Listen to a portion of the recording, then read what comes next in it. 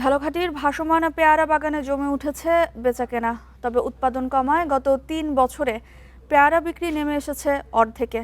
চাষিদের আগ্রহ বাড়াতে ঋণ সহায়তা, পেয়ারা সংরক্ষণের ব্যবস্থা এবং বাগান সংলগ্ন খাল খননের উদ্যোগ নেওয়ার দাবি স্থানীয়দের। আষাঢ় থেকে ভাদ্র মাস পেয়ারার মৌসুম। ক্রেতা বিক্রেতাদের হাক ডাকে সরগরম ঝালকাঠির ভীমরুলি ভাসমান হাট।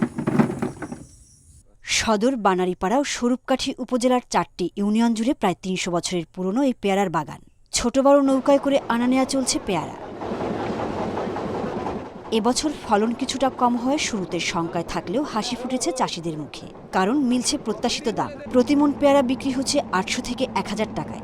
গত বছরে আমরা দেখতেছি যে পেয়ারার বাগান প্রতি বছর কমতেই যাচ্ছে, মানে বিভিন্ন রোগে বাগান কাটতে ফেলাইতে আছে। বর্তমানে ৭০০-৭৫০ টাকা মন চলতেছে।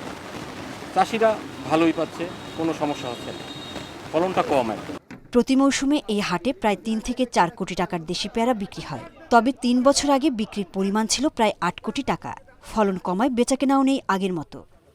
দ্রব্যমূল্য কিছু অনুদান পাই না, বিধায় আমাদের কৃষক যারা আছি তাদের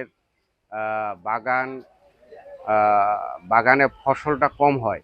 কৃষি বিভাগ বলছে বাগানগুলো পুরনো হওয়ায় এবং অনেকেই অন্য ফল উৎপাদনে আগ্রহী হওয়ায় ফলন কমেছে। এই মৌসুমে ৫৭০ হেক্টর জমিতে আবাদ হয়েছে। মোট ৫৭০০ মেট্রিক টন পেয়ারা উৎপাদনের আশা করা হচ্ছে।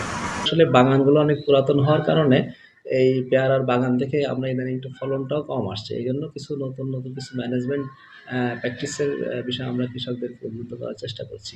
ক্রেতা বিক্রেতা ছাড়াও অসংখ্য পর্যটক আসেন পেয়ারার ভাসমান হাট দেখতে। Independent news.